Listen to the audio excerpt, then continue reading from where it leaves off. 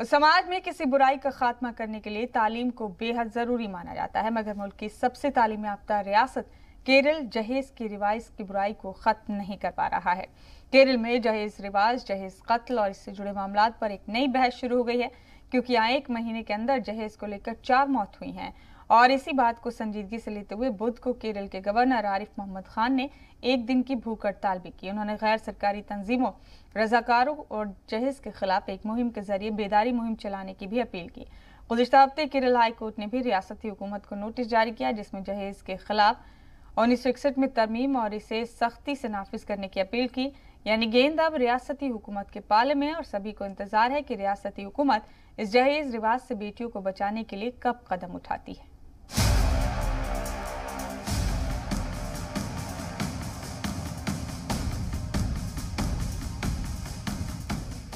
जहेज एक ऐसा लफ्ज जिससे हम और आप अच्छी तरह वाकिफ हैं और हम सब ये भी जानते हैं कि इस जहेज के बोझ तले हमारे मुल्क में बेटियां दबती चली जा रही हैं। जहेज हमारे समाज के लिए उस दीमक की तरह हो गया है जो बेटियों की जिंदगी को अंदर ही अंदर खाए जा रहा है। तालीम इसके खिलाफ एक हथियार माना जाता है, लेकिन मुल्क के सबसे तालीम याफ्ता रियासत में भी अगर जहेज के नाम पर बेटियों को सताया जाता है तो सोचिए कि इसकी जड़ें कितनी गहरी हैं।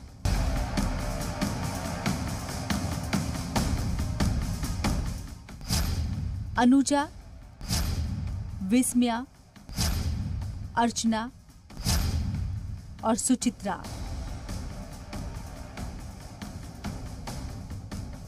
ये वो नाम है जो जहेज की बलि चढ़ गई। किसी ने फांसी लगा ली तो कोई जलने से मर गई, लेकिन इन सभी की मौत के पीछे की एक ही वजह थी और वो थी जहेज। ससुराल वालों ने जहेज के लिए इस कदर परेशान किया कि इन बेटियों ने मौत को गले लगा लिया। बुध को जहेज के खिलाफ मोर्चा खोलते हुए केरल के गवर्नर आरिफ मोहम्मद खान ने 1 दिन का रोजा रखा। शायद ये पहली बार था जब एक गवर्नर ने इस तरह के सामाजिक मुद्दे के लिए रोजा रखा। इस मौके पर केरल के गवर्नर ने जहेज के मुद्दे पर बात की और कहा कि जहेज के लिए कड़े कानून की बहुत जरूरत है। उन्होंने जहेज को रोकने के लिए समाज और उसके चुने हुए नुमाइंदों को क्या कदम उठाने चाहिए, इस पर भी बात की। पड़ोसी भी ये सवाल करे और कहे कि अगर जहेज मांगा, अगर डाउरी मांगी जा रही है, अगर वो दूसरा पक्ष जो है वो उसके लिए मुंह खोल के बात कर रहा है, तो फिर ऐसी शादी भी नहीं होनी चाहिए। लड़की को सबसे पहले ना कह देना चाहिए, और अगर ऐसी शादी होती है तो हम इस शादी में शरीक नहीं होंगे। एक पत्र जा रहा है हमारे वाइस चांसलर्स को। डिग्री देने से पहले हर छात्र को एक अंडरटेकिंग देनी पड़ेगी, एक बॉन्ड भरना पड़ेगा कि मैं ना तो जहेज दूंगा, ना जहेज मांगूंगा, ना मैं जहेज का जो अपराध है इसमें किसी भी प्रकार से शामिल होऊंगा। जिन्हें जनता ने चुना है उनसे हम एक अनुरोध कर रहे हैं कि आपको जहां कहीं शादी के लिए कोई निमंत्रण मिले तो आप अपने सूत्रों से जानकारी करिए कि क्या इसमें जहेज मांगा गया है और उसी के मुताबिक दिया गया है, कुछ सौदेबाजी हुई है। अगर ऐसा है तो आप ऐसी शादी में जाने से मना कर दीजिए और पब्लिकली कहिए कि इसलिए हम नहीं जा रहे इस शादी में क्योंकि यहाँ जहेज की मांग की गई है और उसके लिए जहेज दिया गया है। यानी जहेज के दंश को खत्म करने के लिए ये 3 कदम जरूरी है।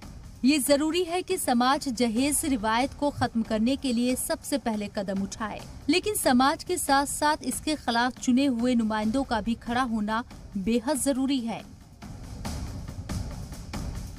बीते जुमे को केरल हाई कोर्ट ने भी इस मामले में नोटिस लेते हुए रियासती सरकार को नोटिस जारी किया था। चीफ जस्टिस एस मणिकुमार की क़यादत वाली बेंच ने जहेज निषेध अधिनियम 1961 में तरमीम और इसे सख्ती से नाफिज करने के लिए कहा था।